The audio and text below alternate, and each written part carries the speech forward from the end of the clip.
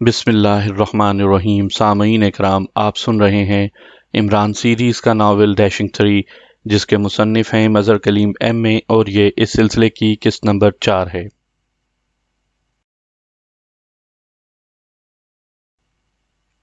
عمران نے motor cycle کا accelerator پوری طرح گھما دیا اور موٹر سائیکل رائفل سے نکلی ہوئی گولی کی طرح اڑتی چلی گئی۔ جلد ہی وہ موڑ پر پہنچ گیا جہاں اس ٹرک کے ساتھ ہی اس کی اپنی کار بھی موجود تھی۔ ایک سارجنٹ وہاں کھڑا تھا۔ اس سے پہلے کہ عمران سارجنٹ سے کچھ پوچھتا، ایک اور سارجنٹ موٹر سائیکل دوڑاتا ہوا وہاں آ گیا۔ ادھر 2 MPA والوں کو گولی مار دی گئی ہے، ان میں سے ایک ابھی زندہ ہے۔ یہ کار لے آؤ تاکہ اسے ہسپتال پہنچایا جا سکے، سارجنٹ نے اپنے ساتھی سے مخاطب ہو کر کہا۔ کار والا کہاں ہے؟ عمران نے اس سارجنٹ سے مخاطب ہو کر پوچھا۔ وہ جناب موٹر سائیکل پر اگلے چوک پر بائیں طرف مڑ گیا ہے، میں نے ادھر دھماکہ بھی سنا تھا، سارجنٹ نے جواب دیا۔ تم کار لے جاؤ، عمران نے تہکمانہ لہجے میں سارجنٹ سے کہا، اور پھر اپنا موٹر سائیکل ادھر موڑ دیا جدھر سارجنٹ نے اشارہ کیا تھا۔ چند لمحوں بعد وہ اس جگہ پر پہنچ گیا جہاں ملٹری پولیس کے 2 سپاہی پڑے تھے۔ عمران وہاں رکنے کے بجائے تیزی سے آگے بڑھتا چلا گیا اور پھر دائیں طرف مڑ گیا۔ تھوڑی ہی دور جانے کے بعد اسے سڑک کے کنارے سارجنٹ کا موٹر سائیکل ایک طرف الٹا پڑا نظر آیا۔ اس نے موٹر سائیکل کو زور سے بریک مار دی اور پھر پھرتی سے اسے سٹینڈ کر کے نیچے اتر آیا۔ موٹر سائیکل کی پوزیشن دیکھ کر وہ سمجھ گیا کہ اس کا سوار سڑک کی دوسری طرف گرا ہوگا۔ وہ تیزی سے ادھر دوڑا اور پھر ایک گہرے کھڈ میں کیپٹن شکیل پڑا نظر آیا۔ کیپٹن شکیل بے ہوش پڑا تھا۔ عمران نے اس کی تصدیق کی اور پھر اسے کاندھے پر اٹھا کر کھڈ سے باہر نکل آیا۔ اس نے کیپٹن شکیل کو سڑک پر لٹا دیا۔ ایک لمحے کے لیے ادھر ادھر دیکھا اور پھر اس کی نظریں اس 3 منزلہ ٹھیکیدار بلڈنگ پر جم گئیں۔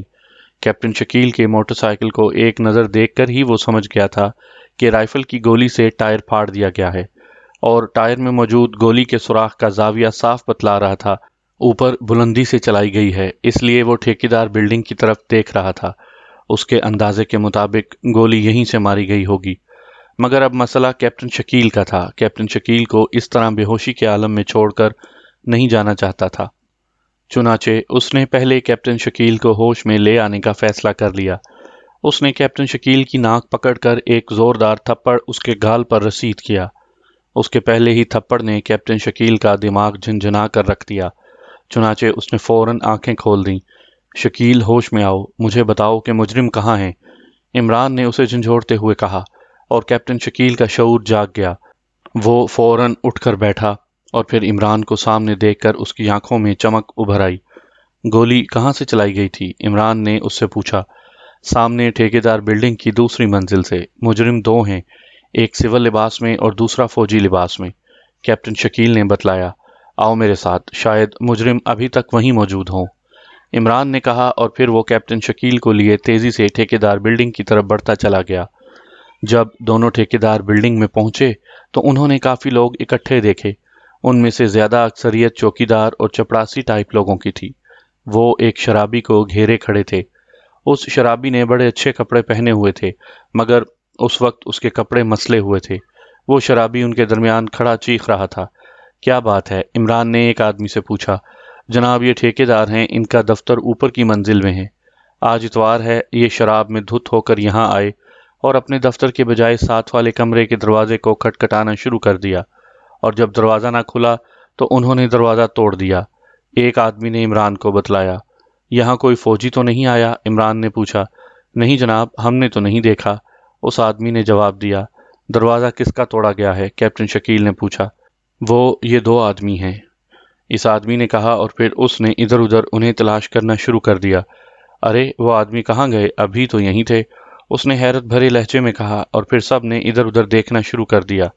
ابھی تو یہیں کھڑے تھے، مگر اب تو نہیں ہیں، سب نے کہا۔ عمارت کا عقبی دروازہ سامنے کھلا ہوا نظر آ رہا تھا۔ وہ وہیں آدمی ہوں گے۔ کیپٹن، تم ان کا کمرہ چیک کرو، میں ادھر دیکھتا ہوں۔ سامنے سے تو وہ نہیں نکلے، ورنہ مجھے ضرور نظر آ جاتے، عمران نے کیپٹن شکیل سے مخاطب ہو کر کہا، اور وہ خود تیزی سے عقبی دروازے کی طرف لپکا۔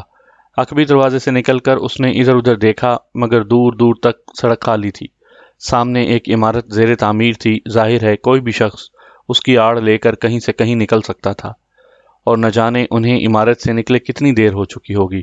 اس لیے अब उनका पीछा करना ला हासिल मालूम होता था। चुनाचे वो वापस मुड़ आया और फिर सीढ़ियां चढ़ता हुआ दूसरी मंजिल में पहुंच गया। कैप्टन शकील वहां मौजूद था। कमरे का दरवाज़ा उखड़ा हुआ था। दूरमार साइलेंसर लगी राइफल भी वहां मौजूद थी। बाथरूम में फौजी वर्दी और सुल्तान का लिबास भी मौजूद था। उसके साथ ही वहां रबड़ के 2 चेहरे और विगें भी पड़ी थीं। एक अलमारी में मुख्तलिफ किस्म के लिबास भी मौजूद थे। इसका मतलब है यहाँ उन्होंने अपना हुलिया तब्दील किया है, इमरान ने चीज़ें देखते हुए कहा।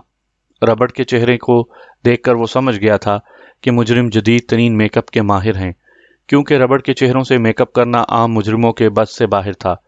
काफ़ी देर तक इमरान कमरे का मुआयना करता रहा, मगर वहाँ उसे ऐसी कोई चीज़ नहीं मिली जिससे मुजरिमों का कोई क्ल्यू मिल सकता। आखिर मायूस होकर उसने कैप्टन शकील से वापस चलने के लिए कहा। फिर जैसे ही वो दरवाज़ा क्रॉस करने लगे, अचानक इमरान ठिठक कर रुक गया और फिर वो तेज़ी से नीचे झुका और उसने कागज़ का एक छोटा सा टुकड़ा उठा लिया। उस टुकड़े पर नंबरों की 2 लाइनें लिखी हुई थीं। ऐसा मालूम होता था जैसे किसी ने हिसाब का सवाल हल किया है।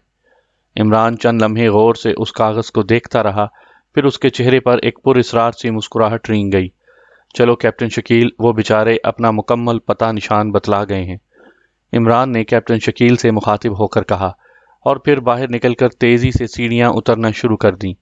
बिल्डिंग से बाहर निकलकर उसने अपनी मोटरसाइकिल संभाली और कैप्टन शकील को पीछे बैठने का इशारा करते हुए मोटरसाइकिल स्टार्ट कर दी। चंद लम्हों बाद उसकी मोटरसाइकिल तेज़ी से रिसर्च सेंटर की तरफ दौड़ती चली जा रही थी। मुजरिमों के पीछे नहीं चलना? कैप्टन शकील ने पूछा। क्या ज़रूरत है, वो बेचारे कहाँ जा सकते हैं? दूसरी बात ये कि उनके जुर्म के मुतल्लिक तो मालूम हो। अभी तक तो उनका जुर्म यही मालूम होता है कि उन्होंने डॉक्टर कमाल हुसैन को इंजेक्शन लगाकर बेहोश कर दिया है, इमरान ने हंसते हुए कहा। अब भला कैप्टन शकील क्या जवाब देता? खामोश रहा। थोड़ी देर बाद इमरान और कैप्टन शकील दोनों सर जमशेद के पास बैठे हुए थे। गज़ब हो गया इमरान साहब, जिस बात का हमें डर था वही हुआ।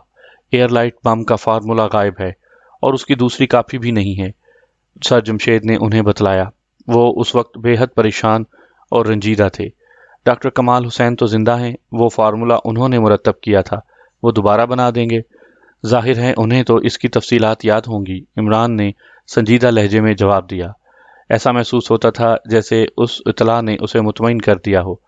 यही तो मसला बन गया है। डॉक्टर कमाल हुसैन गो ज़ाहिरी तौर पर ठीक ठाक हैं, मगर उनका जहन उस टाइप के फार्मूले की तरफ नहीं चलता, बल्कि वो तकरीबी इजादात से सख्त नफरत का इजहार करने लग गया है। मैंने उन्हें मेडिकल चेकअप के लिए भेजा तो वहाँ से रिपोर्ट आई कि उन्हें किसी ऐसे नामालूम दवा का इंजेक्शन लगाया गया है जिससे उसका जहन तकरीबी इजादात की तरफ से बिल्कुल मफलूज हो गया है। अब तो वो नई खाद बनाने और अवामी कार बनाने के मंसूबों के मुतालिक सोच विचार कर रहे हैं, सर जमशेद ने तफसील बतलाते हुए कहा। ओह, इसका मतलब है मुजरिम जदीद तरीन हरबे इस्तेमाल कर रहे हैं, कैप्टन शकील ने गुफ्तगू में हिस्सा लेते हुए कहा। ना सिर्फ जदीद तरीन हरबे इस्तेमाल कर रहे हैं, बल्कि इस केस से जाहिर हो रहा है कि वो एक ख़ास मिशन लेकर उठे हैं और उनका ताल्लुक किसी और मुल्क से नहीं है, बल्कि वो इनफरादी तौर पर काम कर रहे हैं, इमरान ने कुछ सोचते हुए कहा। वो कैसे? सर जमशेद ने चौंक कर पूछा। वो इस तरह कि अगर वो किसी दूसरे मुल्क के एजेंट होते तो फार्मूले के साथ साथ अव्वल तो डॉक्टर कमाल हुसैन को भी अगवा करने का प्रोग्राम बना कर आते, या फिर उनके लिए ज़्यादा आसान बात यह थी कि वो डॉक्टर कमाल हुसैन को गोली मार देते, और उनके पास इसका मौका भी था, मगर उन्होंने डॉक्टर को ज़ाया करने के बजाय सिर्फ उसके जहन को तकरीब के बजाय तामीर की तरफ मुंतकिल कर दिया। इससे साफ जाहिर है कि वो तकरीबी हथियारों के खिलाफ कोई मखसूस मिशन लेकर काम कर रहे हैं, इमरान ने बतलाया। आपकी बात मेरे जहन को अपील तो कर रही है, मगर मैं सोच रहा हूँ कि क्या तमाम तर तकरीब सिर्फ इस फार्मूले तक ही मुनहसर है? दुनिया के बड़े बड़े मुल्क ऐसे तकरीबी इजादात कर रहे हैं कि ये फार्मूला तो उनके सामने परका की भी हैसियत नहीं रखता। अगर उनको ऐसे किसी मिशन पर काम करना था तो किसी बड़े मुल्क के खिलाफ काम करते, सर जमशेद ने कहा। बच्चे हैं, नादानी कर गए हैं, आप बेफिक्र रहें, मैं उन्हें समझा दूंगा, इमरान ने बड़े मासूम लहजे में कहा, और सर जमशेद चौंक कर उसकी तरफ देखने लगे। क्या मतलब, आप उन्हें जानते हैं? सर जमशेद ने हैरत भरे लहजे में कहा। अभी तक तो नहीं जानता था, मगर जल्द ही जान लूंगा, इमरान ने मुस्कुराते हुए जवाब दिया। तो क्या मुजरिम खुद सुल्तान था? वो तो काफ़ी अरसे से यहाँ काम कर रहा था और उसका साबका रिकॉर्ड कतई बेदाग था, सर जमशेद ने हैरत भरे लहजे में कहा, सुल्तान बेचारा तो कत्ल हो चुका है। जिस वक्त आप सुल्तान से मिलने गए थे उस वक्त मुजरिम खुद सुल्तान के रूप में मौजूद था। इमरान ने जवाब दिया और सर जमशेद को यूं महसूस हुआ जैसे उनके सर पर एटम बम फट गया हो। उनकी आंखें हैरत से फटी की फटी रह गईं। ये आप क्या कह रहे हैं? उन्होंने दबे हुए लहजे में कहा। और फिर इमरान ने उन्हें रबड़ मास्क और विक के मुतल्लिक तमाम तफसीलात बतलाते हुए कहा, इन बातों से साफ जाहिर है कि मुजरिमों को आपकी लेबॉर्ट्री के मुतल्लिक तमाम तफसीलात हासिल थीं।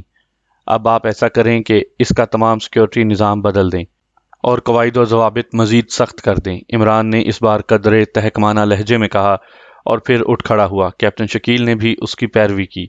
अब फार्मूले का क्या बनेगा? सर जमशेद ने भी कुर्सी से उठते हुए कदरे कमज़ोर लहजे में कहा, यह फार्मूला तो मैं हर कीमत पर वापस ले आऊँगा, क्योंकि उनसे गलती हुई है कि उन्होंने मेरे मुल्क के मफाद के ख़िलाफ़ काम किया है और कम अज़ कम इस बात की इजाज़त नहीं दे सकता। गुड बाय, इमरान ने स्पॉट लहजे में कहा और फिर वो मुड़कर कमरे से बाहर निकल आया। उनकी कार सर जमशेद के पास पहले ही पहुंच चुकी थी, इसलिए चंद लम्हों बाद वो दोनों कार में बैठे लेबॉर्ट्री की हदूद से बाहर निकल आए। इमरान के चेहरे पर गहरी संजीदगी के आसार थे। दरवाज़ा टूटते ही वो दोनों बेइख्तियार उछलकर साइड की दीवारों से लग गए। उन दोनों के हाथ तेजी से जेबों में मौजूद रिवॉल्वर के दस्तों पर जम गए थे, मगर जिस शख्स ने दरवाज़ा तोड़ा था वो उस दरवाजे के ऊपर ही गिर गया था। देखा मुझ में कितनी ताकत है, उसने सर उठाकर लड़खड़ाए हुए लहजे में कहा। उसकी आंखें चढ़ी हुई थीं और पहली नज़र में साफ मालूम होता था कि वो नशे में धुत है। उन दोनों ने एक दूसरे को देखा और फिर आंखों ही आंखों में निकलने का तय करके वो दोनों तेजी से उसे फेंकते हुए दरवाज़ा क्रॉस करने लगे, मगर उस शराबी ने अचानक D1 की टांग पकड़ ली और D1 मुंह के बल सामने बरामदे के फर्श पर गिरा।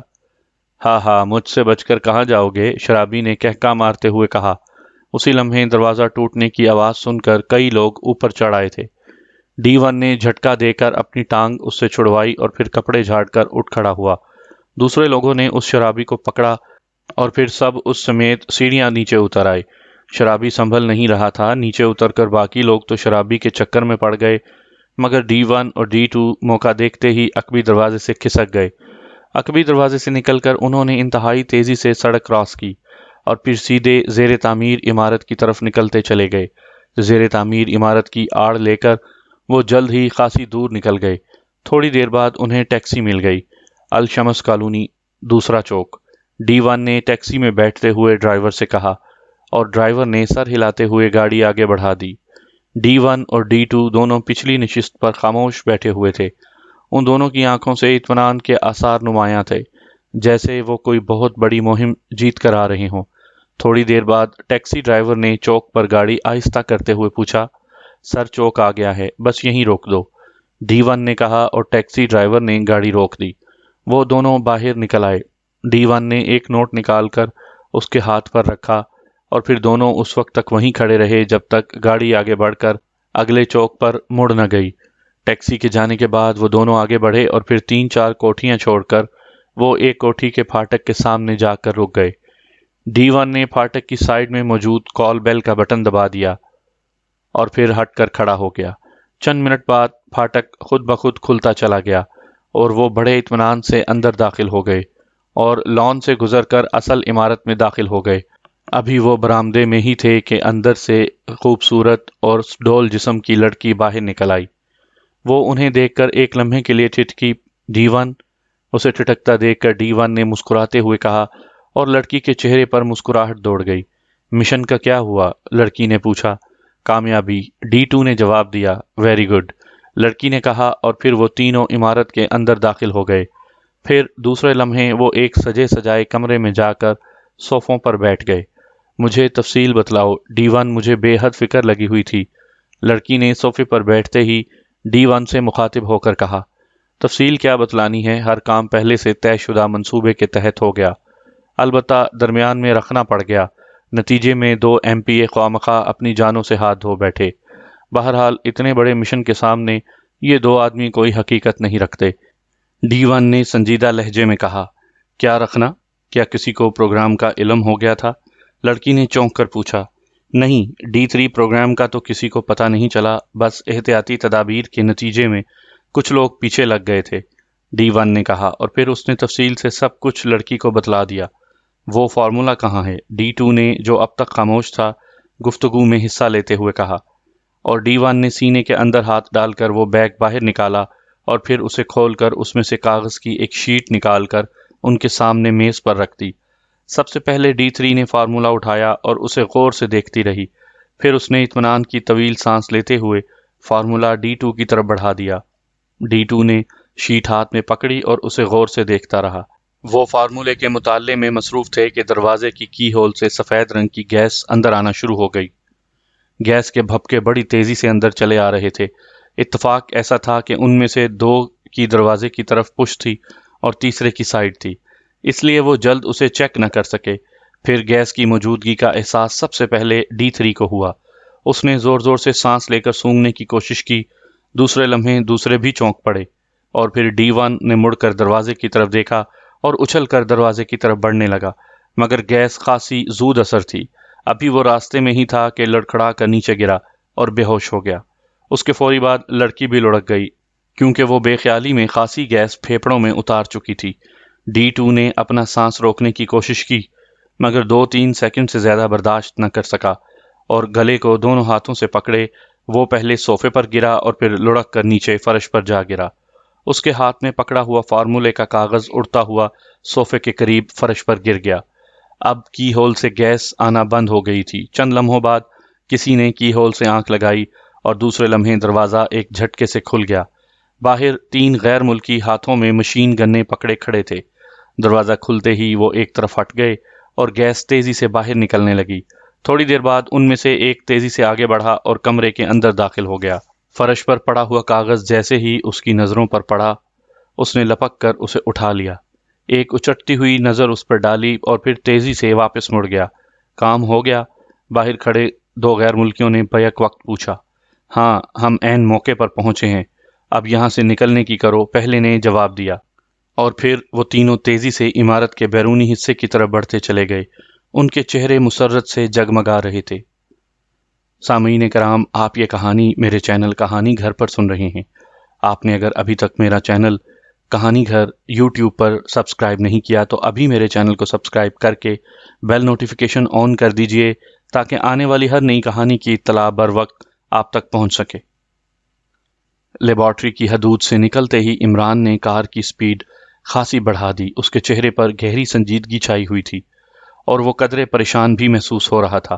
کیا بات ہے عمران صاحب، آپ آج کچھ غیر معمولی طور پر سنجیدہ ہیں؟ کیپٹن شکیل سے نہ رہا گیا تو اس نے پوچھ ہی لیا۔ سنجیدگی کی بات ہی ہے، مجھے یہ معلوم نہیں تھا کہ وہ لوگ فارمولا بھی لے اڑے ہیں، ورنہ میں ٹھیکیدار بلڈنگ سے ہی ان کے پیچھے لگ جاتا، خواہ مخواہ لیبارٹری جانے میں وقت ضائع کیا۔ مجھے خطرہ یہ ہے کہ انہوں نے فارمولے کو جاتے ہی ضائع کر دینا ہے۔ عمران نے سنجیدہ لہجے میں کہا۔ ضائع کر دینا ہے؟ کیا مطلب؟ کیا وہ بے وقوف ہیں؟ آخر انہوں نے اتنا بڑا رسک صرف فارمولا ضائع کرنے کے لیے تو نہیں اٹھایا؟ کیپٹن شکیل نے حیرت بھرے لہجے میں کہا۔ کیپٹن شکیل، تم بعض اوقات ایسی بچگانہ بات کرتے ہو کہ جی چاہتا ہے کہ تمہیں نرسری کلاس میں بٹھاؤں۔ جب میں سر جمشید سے باتیں کر رہا تھا اس وقت تم سو رہے تھے۔ میں ان کا مشن کسی حد تک سمجھ گیا ہوں۔ وہ لوگ تقریبی ہتھیاروں کے خلاف کام کر رہے ہیں۔ ظاہر ہے انہوں نے فارمولا ضائع کر دینا ہے، یہی ان کا مشن ہے۔ عمران نے طنزیہ لہجے میں جواب دیا۔ اب بھلا کیپٹن شکیل کیا کہتا؟ خاموش ہو رہا۔ عمران مختلف سڑکوں پر کار دوڑاتا ہوا جلد ہی الشمس کالونی میں داخل ہو گیا۔ اس نے کار کی رفتار قدرے آہستہ کی اور پھر کوٹھیوں کے نمبر پڑھنے شروع کر دیے۔ پھر جیسے ہی کوٹھی نمبر 102 پر اس کی نظر پڑی، اس نے کار کو ایک سائیڈ میں لگا دیا اور کیپٹن شکیل کو نیچے اترنے کا اشارہ کرتے ہوئے خود بھی نیچے اتر آیا۔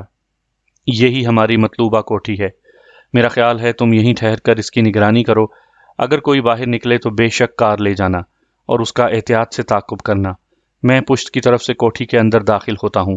عمران نے کیپٹن شکیل کو ہدایت کی اور پھر تیزی سے سائیڈ کی گلی سے ہوتا ہوا کوٹھی کی پشت کی طرف بڑھتا چلا گیا۔ کیپٹن شکیل ڈرائیونگ سیٹ پر بیٹھ گیا اور پھر اس نے کار کو بیک کر کے ایک درخت کے پیچھے کھڑی کر دی اور ڈیش بورڈ پر موجود اخبار اٹھا کر سامنے کر لیا، مگر اخبار کی آڑ سے اس کی نظریں کوٹھی کے پھاٹک پر جمی ہوئی تھیں۔ ادھر عمران تیزی سے چلتا ہوا کوٹھی کی پشت پر آ گیا۔ اس طرف کی دیوار اتنی اونچی تھی کہ اسے پھلانگنے کے لیے کسی سہارے کی ضرورت پڑتی۔ اس نے ادھر ادھر دیکھا اور پھر اچھل کر دیوار کا کنارہ دونوں ہاتھوں سے پکڑ لیا۔ پھر جیسے ہی وہ بازوؤں کے بل اچھل کر دیوار پر چڑھنے لگا، اچانک زوردار دھماکہ لگا۔ وہ اچھل کر نیچے سڑک پر آ رہا، ایک آدمی بھی اس کے عین اوپر گرا تھا۔ نیچے گرتے ہی عمران تیزی سے کروٹ بدل کر سیدھا ہونے لگا، مگر اسی لمحے ایک اور آدمی دیوار سے چھلانگ لگا کر اس کے اوپر آ گرا اور عمران ایک بار پھر زمین پر گر گیا۔ پھر اس سے پہلے کہ عمران سنبھلتا، پہلے والا آدمی اٹھ کر اس سے لپٹ گیا۔ اتنی دیر میں دیوار پر سے تیسرے آدمی نے بھی چھلانگ لگا دی۔ جیسے ہی پہلے آدمی نے عمران کو بازوؤں میں کسنے کی کوشش کی، عمران نے بڑی پھرتی سے دونوں کوہنیاں اس کی پسلیوں میں رسید کر دیں اور وہ شخص ذبح ہوتے ہوئے بکرے کی طرح چیختا ہوا ایک طرف گر گیا۔ عمران نے پھرتی سے اٹھنے کی کوشش کی، مگر اچانک اس کے سر پر مشین گن کا بٹ پوری قوت سے پڑا اور عمران کو یوں محسوس ہوا جیسے اس کی کھوپڑی تڑک کر کئی حصوں میں تقسیم ہو گئی ہو۔ ابھی وہ لڑکھڑا ہی رہا تھا کہ دوسری ضرب پڑی اور نتیجے میں عمران بے ہوش ہو کر فرش پر گر پڑا۔ چلو جلدی کرو، نکل چلو، اس کا کوئی اور ساتھی نہ آ جائے، تیسرے نمبر پر کودنے والے آدمی نے اپنے ساتھیوں سے کہا، اور پھر وہ تیز تیز قدم اٹھاتے گلی مڑ کر سامنے سڑک کی طرف جانے لگے۔ جس کی پسلیوں پر عمران نے کراٹے کا وار کیا تھا وہ ابھی تک لڑکھڑا کر چل رہا تھا۔ اس کی چال سے ایسا محسوس ہو رہا تھا جیسے اسے چلنے میں خاصی تکلیف کا سامنا کرنا پڑ رہا ہو۔ بہرحال کسی نہ کسی طرح وہ اپنے ساتھیوں کا ساتھ دیے چلے جا رہا تھا۔ جب وہ گلی کراس کر کے سڑک پر پہنچے تو انہوں نے ایک لمحے کے لیے ادھر ادھر دیکھا اور پھر تیزی سے آگے چلتے گئے۔ تقریباً 2 کوٹھیاں چھوڑ کر ایک درخت کے نیچے ایک سیاہ رنگ کی کار موجود تھی۔ وہ تینوں سیدھے اس کار کے پاس پہنچے اور پھر پھرتی سے وہ کار میں بیٹھ گئے۔ دوسرے لمحے کار جھٹکا کھا کر آگے بڑھ گئی۔ کیپٹن شکیل نے سڑک پر آتے ہی انہیں چیک کر لیا تھا، مگر وہ ابھی شش و پنج میں تھا کہ آیا یہ تینوں مشکوک ہیں بھی یا نہیں، اس لیے وہ بڑے اطمینان سے ان کو جاتے ہوئے دیکھ رہا تھا۔ پچھلے آدمی کی لڑکڑاہٹ اور پھر ان کی بغلوں میں موجود مشین گنوں کا ابھار اس کی دوربین نظروں سے چھپا نہ رہ سکا اور وہ مکمل طور پر ان کی طرف سے مشکوک ہو گیا۔ پھر جیسے ہی ان کی کار آگے بڑھی، کیپٹن شکیل نے کار سٹارٹ کی اور پھر پوری رفتار سے اسے دوڑاتے ہوئے اس گلی کے اندر داخل ہو گیا جدھر سے وہ آئے تھے اور جدھر سے عمران گیا تھا۔ وہ ایک نظر کوٹھی کی پشت کو چیک کر لینا چاہتا تھا۔ اس کی چھٹی حس بتلا رہی تھی کہ ان کا ٹکراؤ عمران سے ہوا ہے، یا عمران کو دھوکہ دے کر نکل آئے ہیں، یا پھر عمران کوٹھی کے اندر داخل ہوا ہے اور یہ سائیڈ کی دیوار سے نکل آئے ہیں۔ بہرحال وہ اپنا شک دور کر لینا چاہتا تھا۔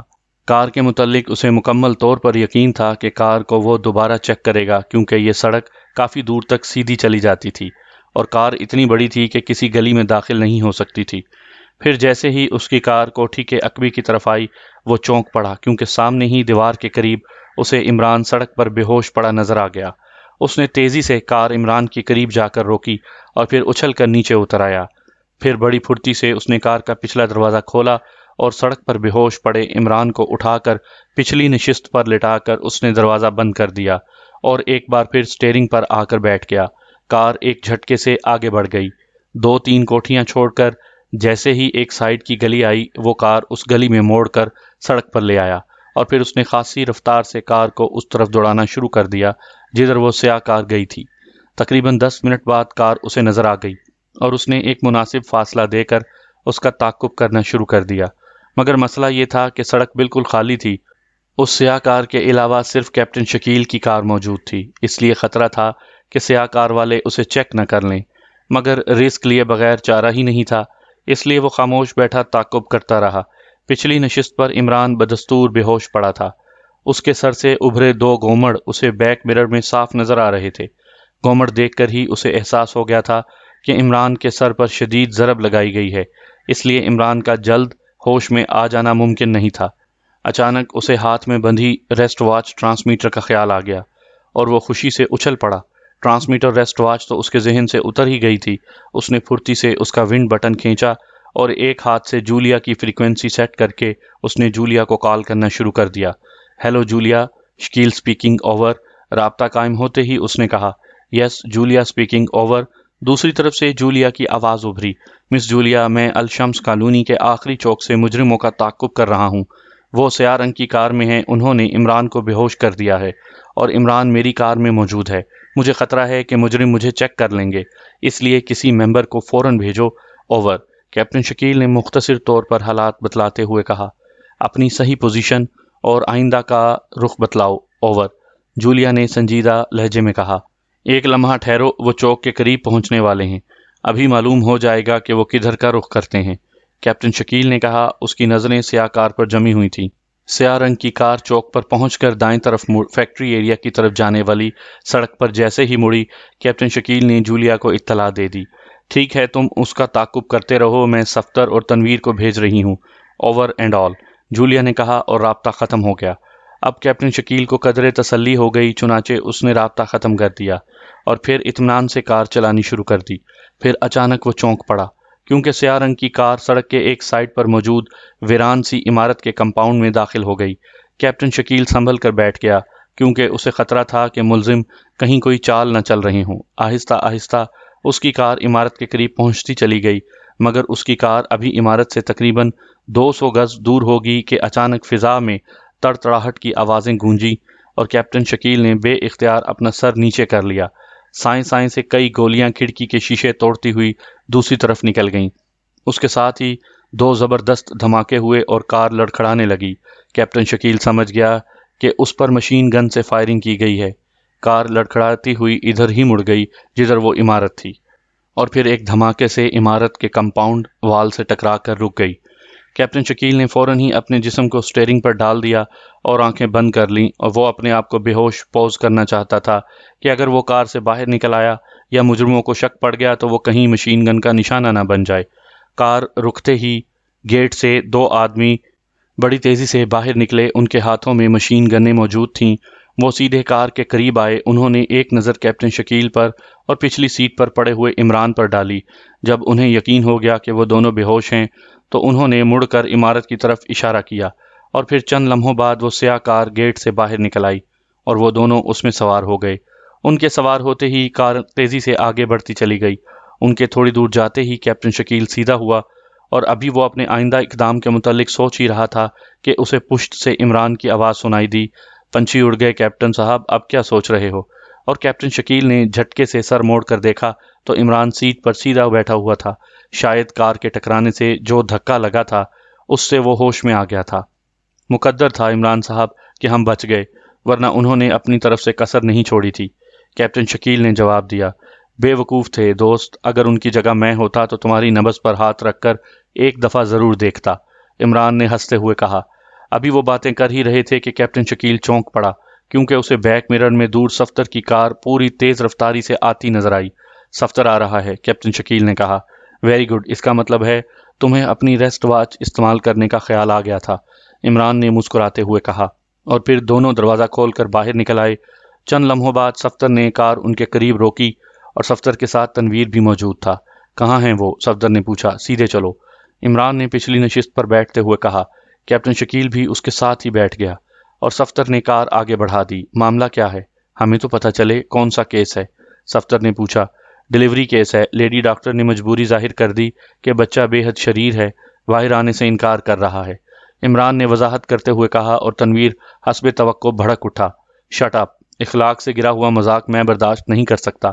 اگر تمہیں اتنی ہی تکلیف ہو رہی ہے تو مذاق کو اٹھا کر اخلاق پر رکھ دو، اس میں برا منانے یا ناراض ہونے کی کیا بات ہے، عمران نے بڑے سنجیدہ سے لہجے میں کہا۔ میں کہتا ہوں خاموش ہو جاؤ، ورنہ آج میرے ہاتھوں پٹ جاؤ گے۔ پہلے ہی تمہارے سر پر 2 گومڑ موجود ہیں، تیسرے کا بھی اضافہ ہو جائے گا، تنویر نے غصیلے لہجے میں کہا۔ چلو یہ تو اچھا ہوا، اس طرح کم از کم شناختی کارڈ پر شناختی نشان لکھوانے میں آسانی ہوگی، عمران نے کہا۔ پھر اس سے پہلے کہ تنویر کوئی جواب دیتا، صفدر بول پڑا۔ کار تو کہیں نظر نہیں آ رہی، ذرا آگے چل کر تو سڑک ختم ہو جائے گی۔ سڑک ختم ہو جائے گی تو کیا ہوا، زمین تو ختم نہیں ہوگی۔ چلے چلو جہاں تک جا سکو، عمران صفدر پر الٹ پڑا۔ اب بھلا صفدر کیا جواب دیتا، خاموش رہا۔ مگر ابھی کار زیادہ سے زیادہ 500-600 گز دور گئی ہوگی کہ عمران نے صفدر کو کار روکنے کے لیے کہا۔ صفدر نے کار روک دی اور عمران نیچے اتر آیا۔ اس نے سڑک کے کنارے ایک لمحے کے لیے جھک کر دیکھا اور پھر ان سب کو نیچے اترنے کے لیے کہا۔ یہ سڑک تو شیشہ فیکٹری کو جاتی ہے، کیپٹن شکیل نے کہا۔ ہاں، یہی ہماری مطلوبہ جگہ ہے، کار ادھر ہی گئی ہے، عمران نے کہا، اور پھر سب کار سے باہر نکل آئے۔ صفدر کار کنارے پر کھڑی کر دو اور ہمارے پیچھے چلے آؤ، عمران نے صفدر سے کہا اور پھر تنویر سے مخاطب ہو کر کہنے لگا، تنویر تمہارے ہاتھ میں واچ ٹرانسمیٹر ہے، یہ مجھے دے دو۔ عمران کا لہجہ بے حد سنجیدہ تھا، اس لیے تنویر نے خاموشی سے گھڑی اتار کر اس کے ہاتھ میں پکڑا دی۔ عمران نے گھڑی کلائی پر باندھتے ہوئے کیپٹن شکیل سے کہا، میں اندر جاؤں گا اور جیسے ہی میری طرف سے کوشن ملے تم نے فیکٹری پر دھاوا بول دینا ہے۔ آج اتوار ہے اور فیکٹری بند ہوگی، اس لیے زیادہ مزاحمت نہیں ہوگی، اسلحہ کار میں موجود ہوگا، سب کو مسلح ہونا چاہیے۔ کیپٹن شکیل کو ہدایت دیتے ہوئے عمران تیزی سے شیشہ فیکٹری کی طرف مڑ گیا اور وہ لوگ کار سے اسلحہ نکالنے کار کی طرف مڑ گئے۔ سامعین کرام، آپ سن رہے تھے عمران سیریز کا ناول ڈیشنگ 3، جس کے مصنف ہیں مظہر کلیم ایم اے، اور یہ اس سلسلے کی قسط نمبر 4 تھی۔ مجھے امید ہے کہ آپ کو میری یہ کاوش پسند آئی ہوگی۔ آپ نے اگر ابھی تک میرا چینل کہانی گھر یوٹیوب پر سبسکرائب نہیں کیا تو ابھی میرے چینل کو سبسکرائب کر کے بیل نوٹیفیکیشن آن کر دیجئے تاکہ آنے والی ہر نئی کہانی کی اطلاع بر وقت آپ تک پہنچ سکے۔